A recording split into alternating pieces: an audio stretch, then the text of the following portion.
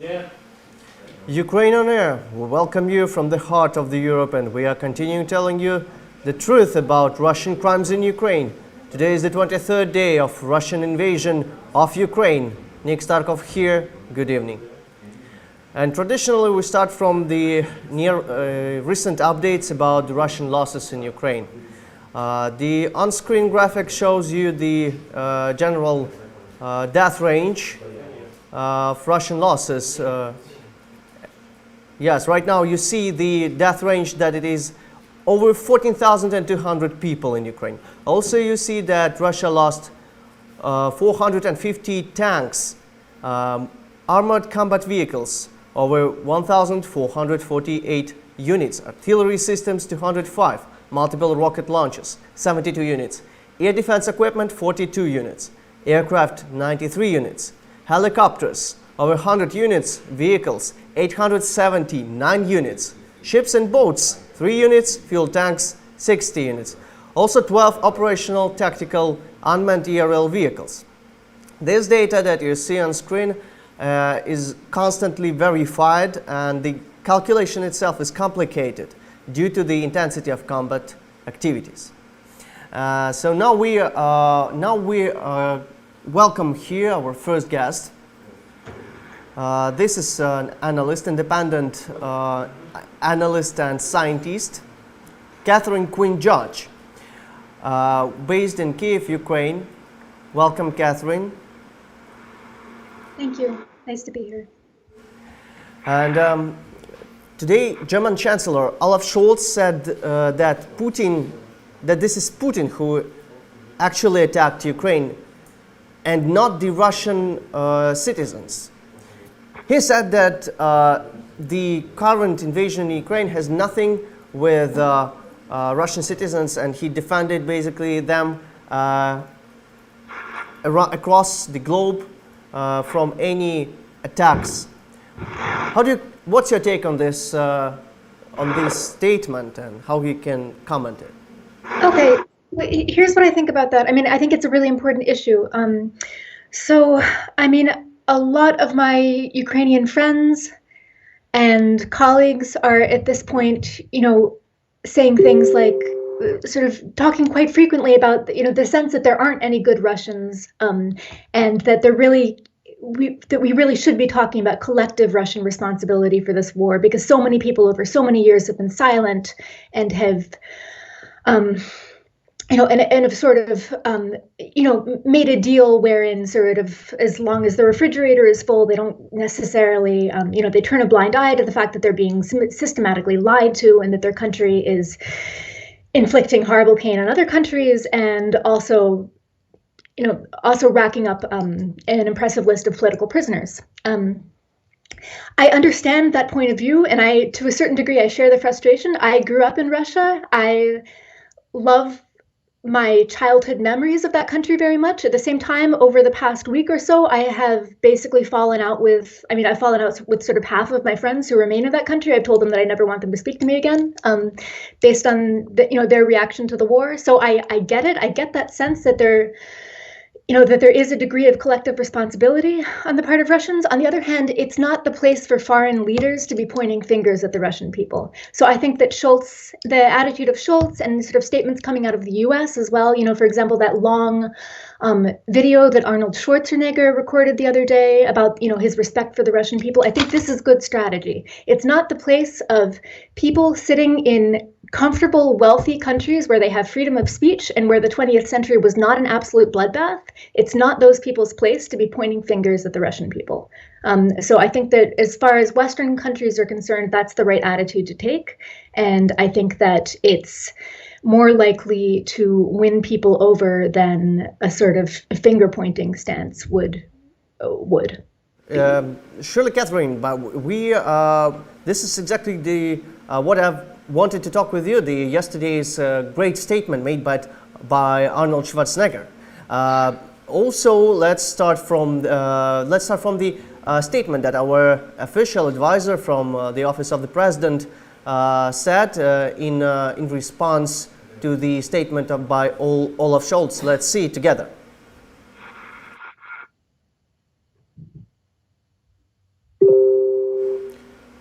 now it's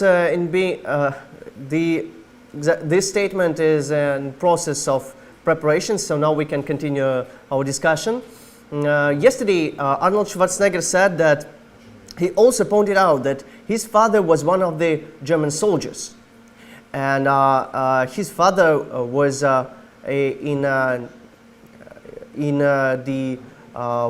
among those soldiers who were around the St. Petersburg, and he was morally smashed when he came back to Germany.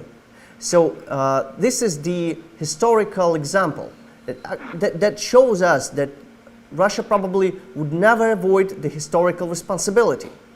And to which degree, to which extent Russian people are responsible for this is an open question. But at the same time, we know that according to two Russian independent polls, 71% of Russian people, they totally support what just Russian government, what Kremlin does in Ukraine. All these crimes and atrocities made by their warfare in Ukraine.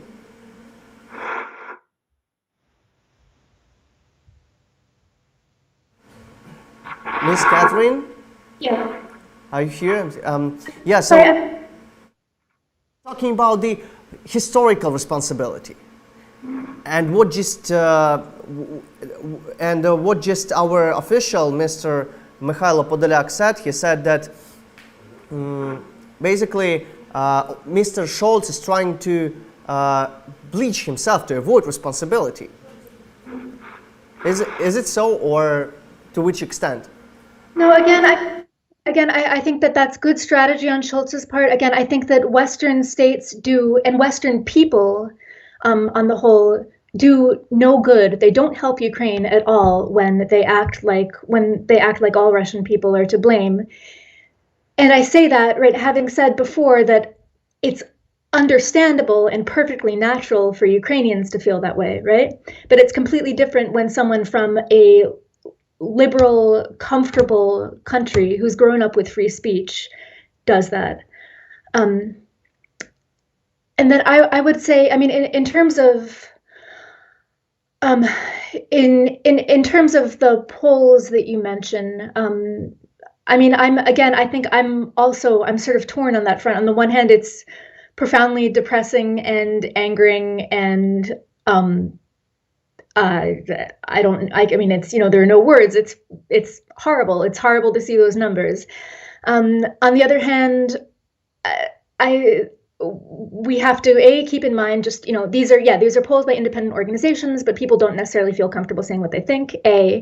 B, people are getting a very filtered account of the war. There isn't independent media at this point, readily available in Russia. And so if, people may believe that they support the special operation that they think is happening, but if they don't actually know what's happening, or if they're not provided evidence of what's happening, then when, asked, like, do you support this thing that isn't real, then sure, right? A lot of people can say that.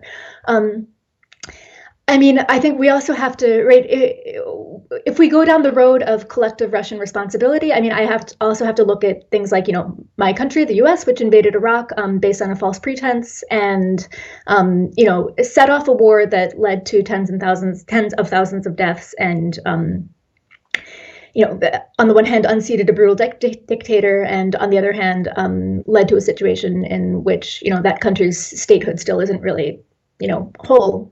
And gave way to the phenomenon of ISIS. And if we look at the first few years of the Iraq War, just the degree of support for that war, and even in my own experience and some conversations with other Americans, when I would say that I opposed the war, just the incredible hostility and anger that I would get from people, that they found it incredibly offensive that I would even try to draw attention to the fact that their country had inflicted suffering on another country, right? The reaction was sort of, how dare you make me feel bad? It wasn't, oh my God, like, isn't it terrible that these other people in the world are suffering, right? So, I mean, I think, again, just as awful as a lot of the conversations that I personally have had with my Russian friends over the past week, have been. I don't think that we can speak about sort of a specific civilizational flaw, or like specific civilizational guilt that is unique to Russians, right? I mean, I think again, I mean, my father is British, and he tells me stories of growing up with people who are just like angrily defensive of the imperial legacy and of sort of the atrocities that the British committed in India, and just really like would get really furious at any notion of the fact, any implication that Britain might have done wrong, and that they had a responsibility. Not even to make amends for these things, but simply to know about these things, to know about the harm that their country had done historically. These conversations would really generate real anger in some people. So I think it's just just a very dark and awful part of a lot of cultures, that sort of imperial defensiveness and anger. And definitely, I understand you. For me, as for Ukrainian, this is quite hard to continue talking about this, because I understand what people around think about this. They are deeply enraged about this situation. It's probably even harder for the person who is coming from the U.S. or United States or somewhere else, but who is living here. As I know you're living in Ukraine, you're a Kiev-based analyst. I just wanted to propose you and our audience to see what our official from the Bankova, Mikhailo Podolyak, stated. The material one was prepared before. Let's see what he said. Chancellor Olaf Scholz, trying to justify his indecisiveness, offers to divide ordinary Russians and Putin as the author of the war. In Europe, this may become a false trend, because officially 71% of Russians support the war, and mass killings of Ukrainians keep this in mind. The next question to you is rather for a different topic.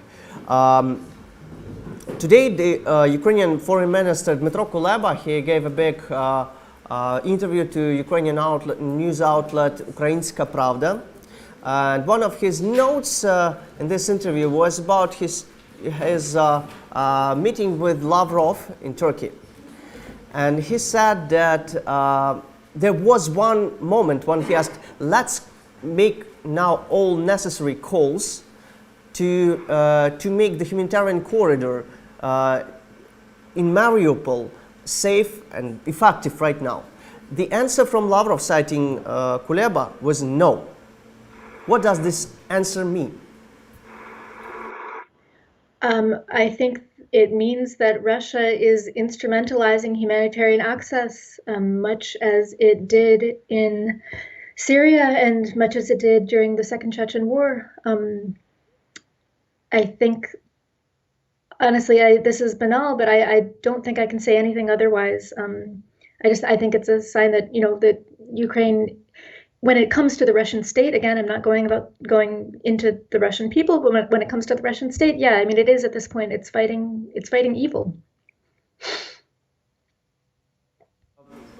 Right now in Mariupol, we have the situation when couple hundreds of vehicles are trying to break through the combat zone, where Russian shelling the roads, and the vehicles are trying to just break through them. And what's happening right now is this can be called nothing else but the international crime. But the question is, what happens after, when the peace deal will be, when the peace agreement will be dealt, and once it will, after Ukraine wins this war, and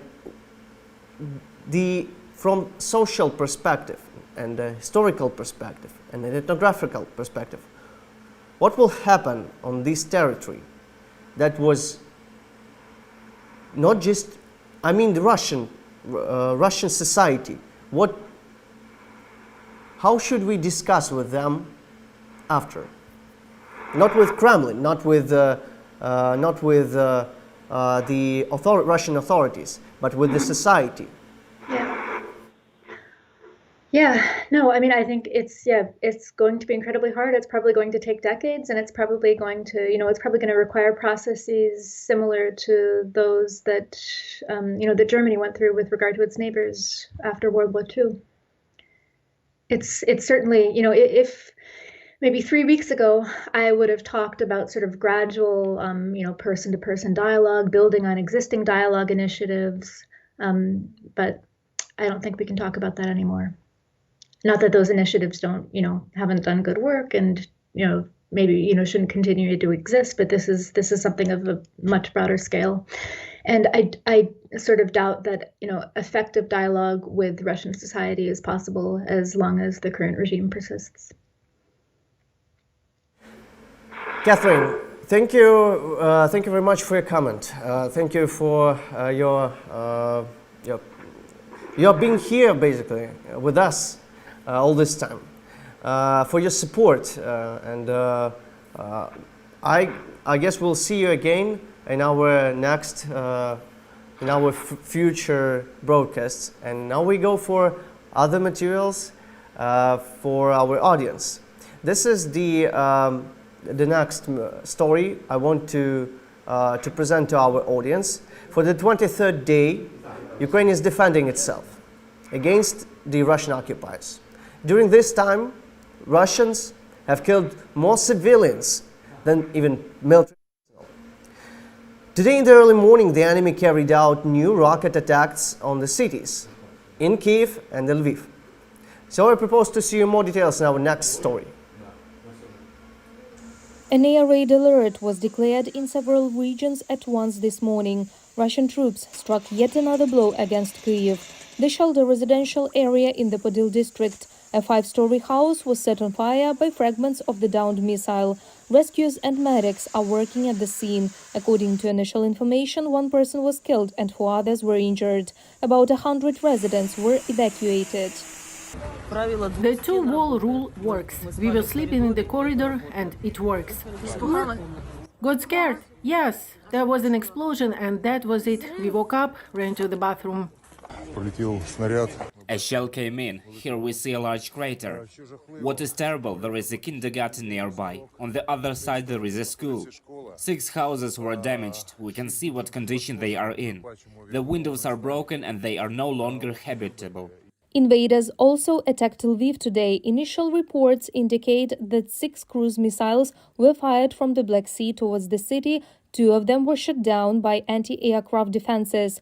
The city's mayor Andriy Sadovy said an aircraft repair plant was hit and its buildings were destroyed. Windows of neighboring buildings were blown out. No casualties, since the plant's work had been suspended beforehand. Rescuers are working at the scene. The air alarm is cancelled. All return to your places of work or residence. And in the Voznesensk-Mykolaiv region, one of the warehouses where weapons were stored was shelled in the morning, said town mayor Yevhen Velichko. Windows in neighboring houses were blown out. At 6 a.m. there was an airstrike in Voznesensk. The state emergency service is on the site. So far, no information on casualties. The front line remains unchanged. Take care of yourself and Ukraine. The attacks continue in the Luhansk region as well. Overnight, Russians damaged more than 20 residential buildings and infrastructure in Rubizhne and Severodonetsk, said the head of the Luhansk Regional Military Administration, Serhiy Haidai. The night before, the occupants shelled several districts of Severodonetsk with grads. 2 citizens were killed, with 4 wounded. On Thursday, the Russian army also attacked the town hospital and a facility where mothers with their children were hiding. In the early morning, Russians fired again at Severodonetsk, Kremena and Privolia. There is still no information about the number of casualties. In Kharkiv, in the morning, occupants shelled the Regional Institute of the National Academy of Public Administration under the President of Ukraine. Part of the building was destroyed and 2 neighboring residential buildings were damaged. Also, the cleaning of the debris continues on the largest market in Eastern Europe, Barabashovo. On Thursday, it was shelled twice by Russian invaders. The first shelling led to a massive fire, and during the second one, 2 rescue workers were wounded. One of them later died from the injuries. The area of the fire was about 7 hectares. The fire spread from the market to private homes. 2 of them were partially damaged. Information about the number of casualties is still being clarified. One of our rescuers died heroically. They were extinguishing fire at Barbashovo market. Russian occupants brutally shelled this market. Yes, we have losses among civilians, but Kharkiv has been and will be holding on. Horrifying statistics of the consequences of the Russian attack on Ukraine indicates 109 children killed and more than 130 injured since the full-scale invasion began on February 24th. The invaders destroyed nearly 440 educational institutions, 63 destroyed to the ground. In addition, the World Health Organization recorded 43 attacks on Ukrainian medical facilities. Reported by Marina Stepanenko, Natalia Voloshina, UATV News. And our next guest here in studio is Alexander Kraev, Director of the North America Program at the Foreign Policy Council, Ukrainian Prism. Pan Alexander, welcome to you in our studio. Yes, greetings. Greetings. The question is quite scaring. Putin likely to make nuclear threats once stiff Ukrainian resistance continues. This was the headline, recent headline by the Bloomberg agency that was today published. And it states that if the combination of Ukrainians' military successes and resistance with economic sanctions continue growing the pressure on Russia, well, it will actually undermine the security situation, bringing Russia and personally Putin to this state when he might start threatening world with the nuclear bombs. This is where it starts being scary, because we know when the Bloomberg first wrote Russia is preparing attack on Ukraine. This was a couple of months before the invasion actually started. What do you think about this? Well, definitely there is nothing new about it. Putin has already scared the West with some nuclear retaliation when he brought his nuclear forces one level up in their readiness scale. So I suppose there is nothing new for our allies, for our Western partners, and there should be nothing new for us, because we all knew what we are up to in the fight against a nuclear power. The main question still resides: how can West react to such blackmailing? Because as for now, the use of nuclear arsenals, any use of nuclear arsenals, both strategic and tactical, are mostly a blackmailing strategy on the part of Putin. So the main question resides, as I have already mentioned, how can the West react to such a blackmail? Well, the first point of reaction, most of my colleagues would agree, would be a conduct of some kind of nuclear training by NATO, or a nuclear deterrence program by NATO. That is, for example, returning to the policies of 1980s, or returning to the policies of the Cold War.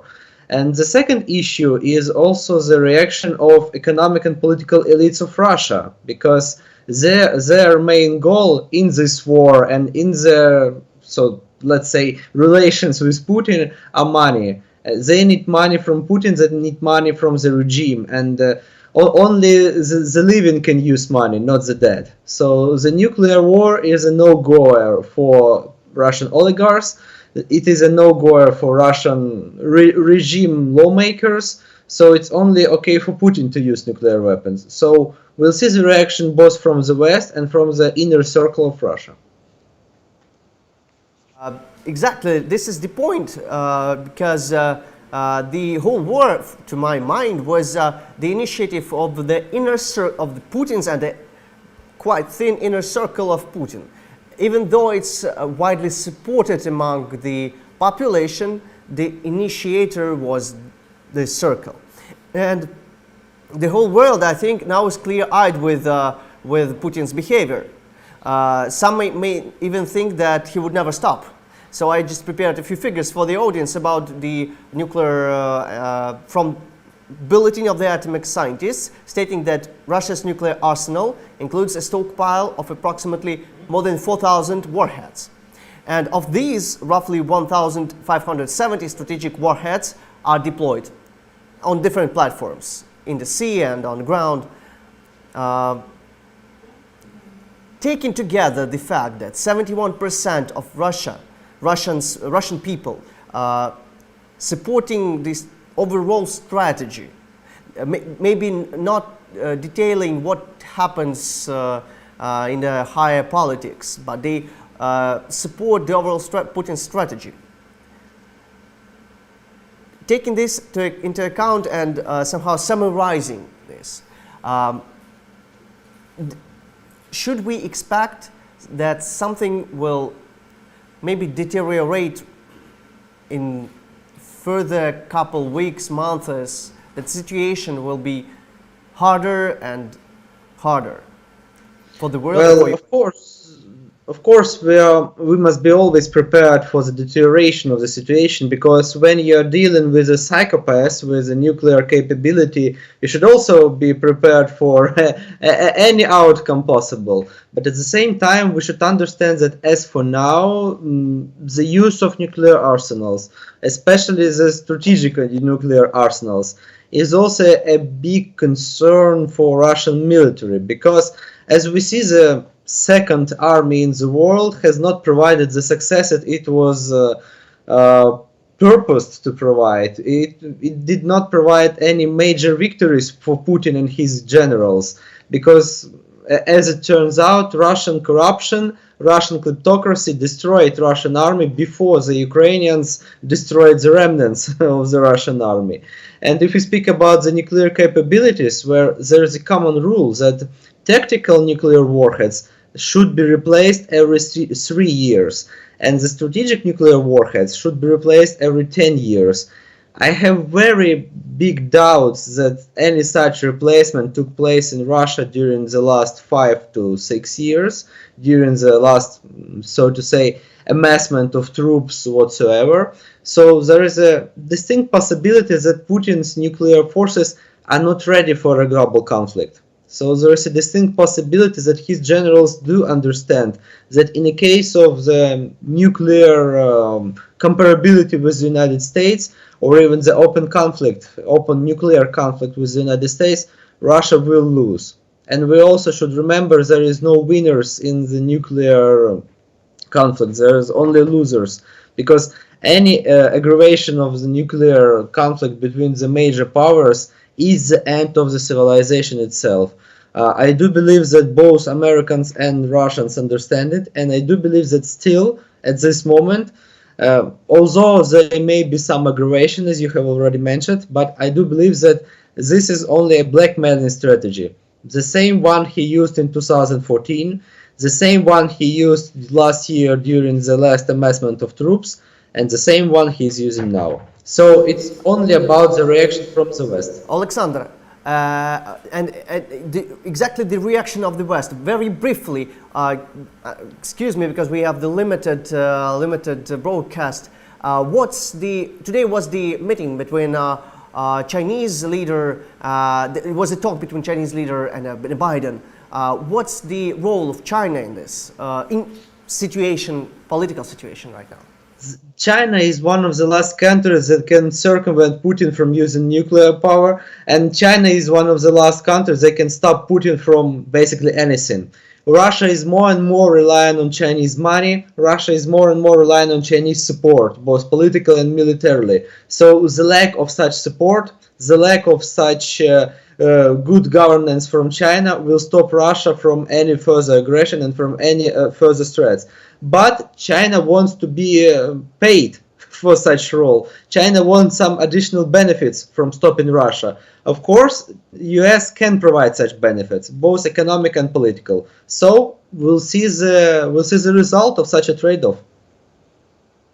Thank you very much. And here was Alexander Kraev with us, Director of the North America Program at the Foreign Policy Council of Ukraine Prism. Thank you very much for being with us. And now we go for a next story prepared for you. And right here I want to say a few words that this is very sensitive and probably shocking material. This is the interception of the phone call between one of the Russian soldiers on the outskirts of Mariupol with his mother, recently published by our security service of Ukraine. So let's hear it. А дальше что вы делать будете сами? Ничего. Получили, спрятались. Получили, спрятались. Ничего мы не делаем. Прячемся мы. Нас Ты хоть на связь выходи. Говорят, все взяли, нас постоянно. У нас уже КАМАЗов нет. Все. Ну а что делать-то? Ну, говорят, что что-то не делаете работу. Да ничего, я счастливый как никто. Блин. Ну уже бинтовать всех и конечности грузить. 200-х море, просто море. Я столько не видел конечностей никогда в своей жизни. Без ноги, без руки, без головы.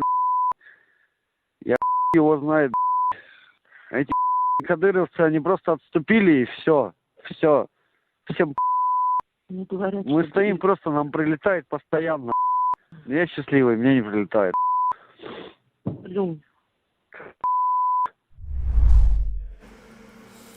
And now we are here with our next special guest. This is Volodymyr Khandogy. He served. So my question to you is about, you know that today Mr. Dmytro Kuleba, current Ministry of Foreign Affairs, he gave a big interview to the Ukrainian news outlet Ukrainska Pravda. There was many different statements stated there over it. One of them was about the process of negotiations. And talking about negotiations and what Kuleba stated there, and the other officials that say that with each day Russia deteriorates its position. First of all, is this fact is true? And to which extent demilitarization of Ukraine is still a point of talks? Well, I really not very much deep into the negotiations, so I don't know really what they discuss, in which format, and what exactly the agenda of the negotiations are. What I hear from news reports that discussion is going around questions like neutral status and non joining NATO. The second sort of set of questions that they are discussing is demilitarization.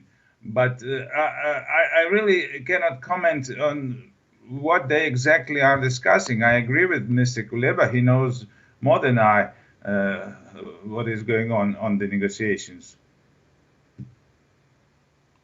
In 1990s, as far as I remember, I was just a child at that time. So there was a Budapest Memorandum in 1994, if I'm not mistaken. Yes, exactly. And there was an agreement assuring Ukraine's security. So what makes... Say it again. Let's be very strict in formulation.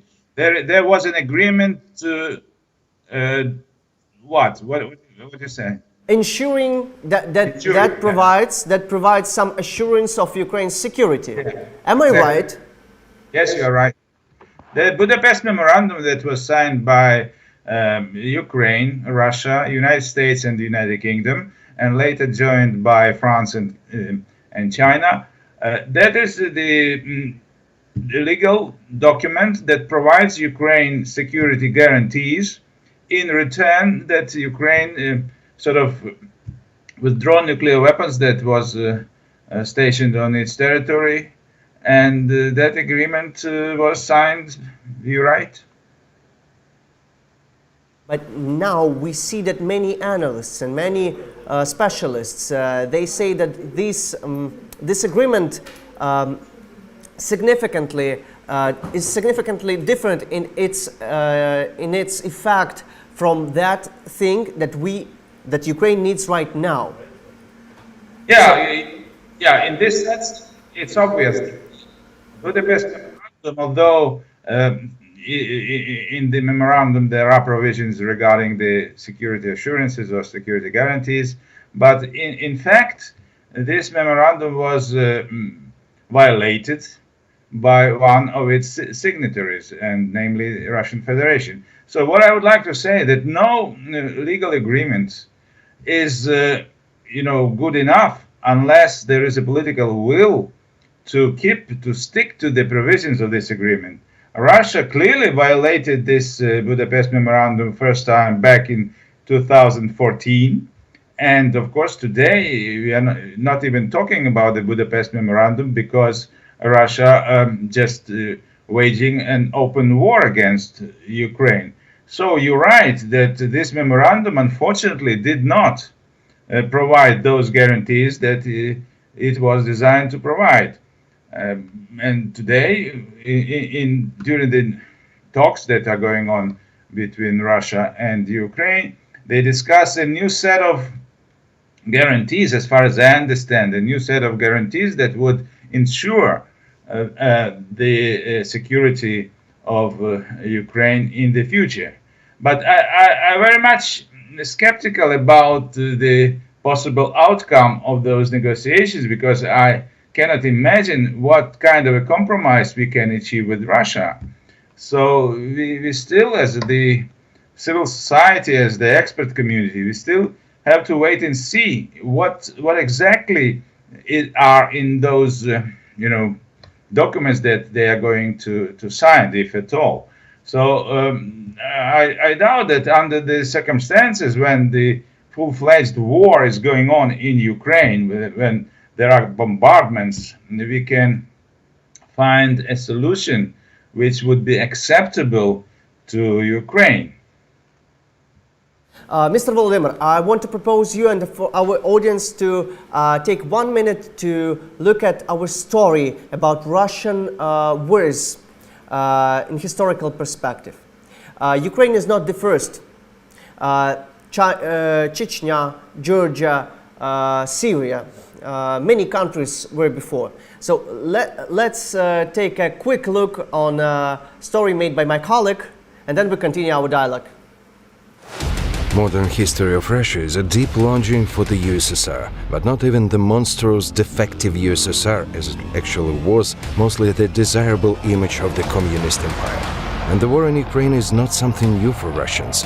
Rather, logic continued due to the world neutrality towards previous Russian wars. And everywhere the rhetoric was the same. Russia tried to present itself as a peacekeeper fighting against nationalists. The collapse of the Soviet Union coincided with the denationalization in Nagorno-Karabakh. It lasted for 6 years. South Ossetia, 1991-1992. North Ossetia and Ingushetia, 1992. Once again Russian troops, terror and territory capture. Same year, one more experiment to create a puppet country, Transnistria Moldavian Republic. At least 1,000 people were killed then. 92-94, Abkhazia, first cruel intervention into Georgia and almost 3,000 people died. 92-97, Tajikistan, one more attempt to build the so-called Russian Empire in Central Asia. Chechen War in the mid-90s took the lives of 5,000 Russian occupiers and thousands of lives of civilians. Russians actually lost the first war, but they came back in 1999, and during the next 10 years they destroyed the real Chechen sovereignty, creating instead a puppet Kadyrov state. 2008, invasion in Georgia, annexion and creation of puppet Abkhazia state. 2014, Russians invade Ukraine for the first time, annexation of Crimea and part of the Donbas territories. 2015, Russians in Syria supporting the dictator Assad. 500,000 people were killed there. 2022, a war in Ukraine in front of the EU, NATO and other institutions. Russia expected the same ignorant neutral position of the world society. but looks like it's time to stop this state and recognize it as a terrorist state, Russia. So my question to you is the last last sentence from this story made by my colleague. Beautiful story. It's a good story, and the question is how to make this happen, that the Russian Federation would once be proclaimed a terrorist state. Because I see the only way I see how to stop Russia, it should be stopped here in Ukraine, and then this is probably must be the last war unveiled by Putin and Kremlin. Well, the fact that Russia is waging unprovoked war against a sovereign country, Ukraine, is testifies that Russia is a criminal state. And by the way, just yesterday, as far as I remember, President Biden of the United States called President of Russia a criminal, a war criminal. So the proclamation of the recognition of Russia as the criminal state, it's up to the international organizations. As far as the Ukraine is concerned, we have long time ago we are convinced that Russia is a criminal state. We don't have to prove to ourselves this fact, because when you look at the pictures that you are showing right now, then there is no doubt in anybody's mind that Russia is a criminal state. How to stop Russia today? I think that the road to peace, the road to ending of this bloody war lies and rests rather in the hands of the Ukrainian military forces. And I think that only Ukrainian military forces are capable of stopping Russia and achieve victory. The victory will be achieved, 100% sure. Thank you very much, Mr. Volodymyr Khandogi. This was our distinguished guest. He an Ukrainian envoy to multiple countries. He served as the head of the Ministry of Foreign Affairs of Ukraine in 2009. Today in Lviv, there was a beautiful performance. 109 empty baby carriages placed on the central square in Lviv. It's beautiful by its appearance, but it's terrible by its content. The number of strollers is exact corresponding with the number of dead children.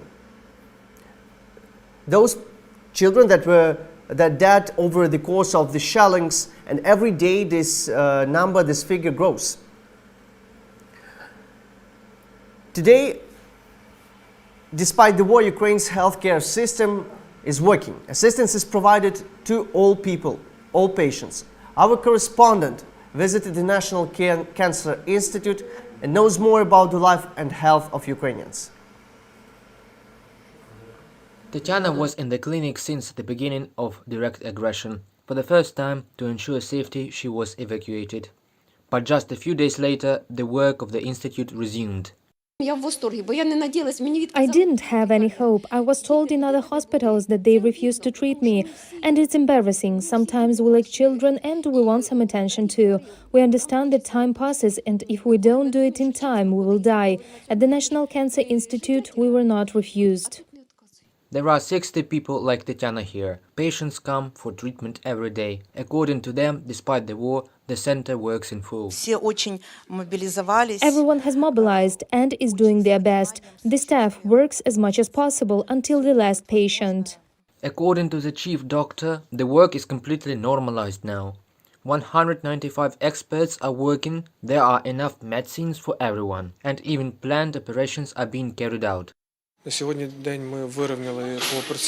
Today we have already completed in terms of personnel. We provide full chemotherapy treatment. We have resumed a full surgical service. There is an initial consultative appointment, all the diagnostics required at a standard civil level, and if you need to operate, we put it on the list. Since the beginning of active hostilities, many patients were evacuated to centers located in the west of Ukraine and in Europe.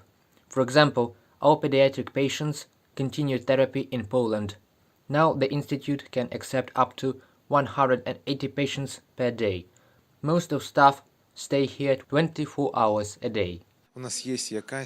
We have some kind of unity. We do our job, treat people, because in such a difficult time, when our country is all fighting, it is important that people do not lose hope that they can be treated. Before the war, according to the program of the President of Ukraine, large-scale renovations were planned to build new buildings and laboratories. Now these plans had to be postponed, but the staff believe that after the war they will certainly be implemented. Reported by Danilo Kobza, Pavlo Štermach, UATV News. Ukraine sets up dozens of evacuation centers across the war-torn Donetsk region in Ukraine. Here is our special report from Kramatorsk, where one of such centers operates. My colleague Olena Gramova knows more. We have borscht, juice is ready. Steaks will be prepared in the oven. The food is dried, baked, nothing fried. Every day, IDPs from the bombed cities are provided with 3 meals a day in one of the evacuation centers in Kramatorsk. School chefs are working for 7 days in a week.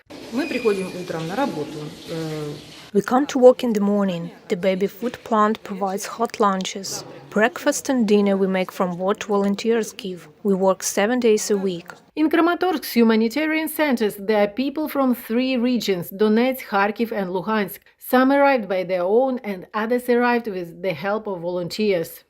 We were lucky. 2 evacuation buses arrived, and we left our city under shelling. 83-year-old Ludmila is from Severodonetsk. The woman was in a cold apartment without windows for a long time. Now she is under the control of Kramatorsk doctors. We were shelled all the time. I don't know what was left there. Volunteers took me from the apartment when there were no windows and doors. Yuri, resident of Izum, Kharkiv region, with his family left the city right under shelling. Employees of the center call him a hero because the man repeatedly returned to Izum by his own transport and took out friends. I returned to Izum the next day and told my friend to take his family in a safe place. Finally, he agreed to take his girls out. Kramatorsk evacuation center has everything necessary. The equipped rooms for IDPs are well heated, there are showers and a playroom for the children. The workers prepared beds for small children. Warm clothes, shoes, toys and bed linen are brought by local residents. The number of people changes every day. Someone having had a psychological rest travels to other regions by humanitarian trains, and the staff of the center is ready to meet those who need help so much. We do not leave the city. We love you. We fulfill our civic duty. Reported by Olena Shustova, Olena Gramova, Kramatorsk, UATV News. Today, 9 humanitarian corridors were agreed, and they start from Ukraine-controlled cities Kharkiv, Sumy, and Donetsk, uncontrolled territory. So this is the first. These are the first results, probably, of the negotiation process, direct results. But we still know that Mariupol citizens are trying to escape the encircled, besieged city that is still under blanket shelling of Russian forces. So let's see what our officials, the Vice Prime Minister Irina Vereshchuk, knows about the official position of Ukraine. Шановні українці, бажаю здоров'я. Dear Ukrainians, I wish you good health. It is 9 a.m., March 18, 2022, and we are one day closer to victory. I want to tell you about the humanitarian corridors plans for today, March 18th. 9 humanitarian corridors have been agreed. Donetsk region, from the city of Mariupol to the city of Zaporizhia, a convoy of buses with a patrol truck continued to move from the village of Vasilivka. After 9 a.m., second convoy of buses leaves the city of Zaporizhia. Mariupol residents who managed to escape from the city will be transported from Berdyansk to Zaporizhia. For those who unfortunately have to walk, help will be organized in the town of Manhush. Sumy region, from the city of Sumy to Poltava, from the town of Trostenets, from the town of Lebedin, from the town of Konotop, from the village of Krasnopilya, from the village of Velika Pisarivka to Poltava.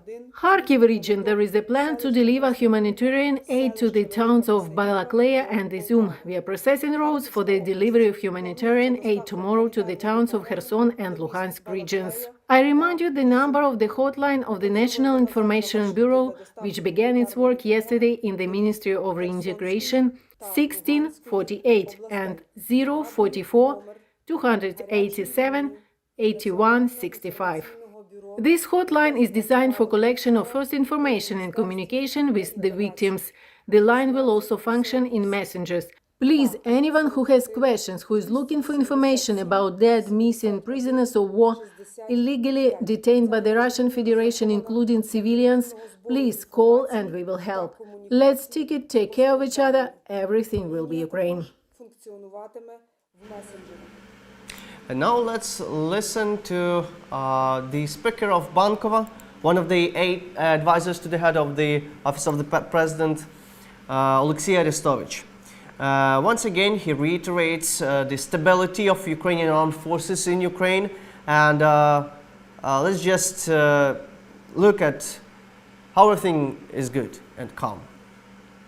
Керівництво країни і Сил оборони, і Збройних сил України. The leadership of the country and the defense forces and the armed forces of Ukraine control the situation on the fronts of the Russian-Ukrainian war and the military-political situation around Ukraine. According to our general staff, during the day there were no significant changes in the state, number or nature of actions of the enemy and the armed forces of Ukraine. Today, as well as yesterday, the enemy tries to strengthen the occupied positions, attempts to replenish material supplies, and goes for small tactical actions to improve his position, which are terminated by the armed forces of Ukraine in time. This applies to the directions of Kyiv, Sumy, Chernihiv and Kharkiv. The Joint Forces Operation Zone, the city of Mariupol and the Kherson-Mykolaiv direction remain the main areas of concentration of enemy's efforts, although no active action was taken there, except for the city of Izum, where the Russians threw a training unit of the armed forces of the Russian Federation into the battle, and they were defeated. They were partly destroyed, partly taken prisoner, and partly dispersed. I want to note that in military history and in strategy, when cadets are being thrown into the main directions, it generally means that they are almost defeated. Once again, we are pleased with the Ukrainian Air Force, which shot down more than 10 enemy aircrafts during the day, including at least 4 jets, 2 helicopters, cruise missiles, and an unmanned aerial vehicle of the operational and tactical unit. And I want to inform that the airfield in Chernobyevka, in Kherson region, has again pleased us with the result. Russians use it as their command post and aircraft collection point. The armed forces of Ukraine again struck at the Chernobyevka airport and, according to preliminary data, destroyed the advanced command post of the ACE and all military army of the Southern Military District of the Russian Federation. This is exactly the direction that was responsible for the separate districts of Donetsk and Luhansk regions, for the creation and supply of the armed forces of the so-called LPR and DPR, which were in fact part of the military machine of the Russian Federation and are now dying in a clash with our military in the east of Ukraine. According to preliminary data, the commander of this army died. Maybe not only him, but several other generals. The information is being clarified. Good afternoon and follow our messages. And you've just heard the latest on sport report delivered by the advisor of the head of the Office of the President about the current military and combat situation in Ukraine. And I again want to say that we continue delivering you the verified and truthful information about the ongoing situation in Ukraine, about the Russian-Ukrainian war, about Russian invasion of Ukraine. Today is the 23rd day of war, and this is all from us for this hour. Thank you for being with us, and see you tomorrow.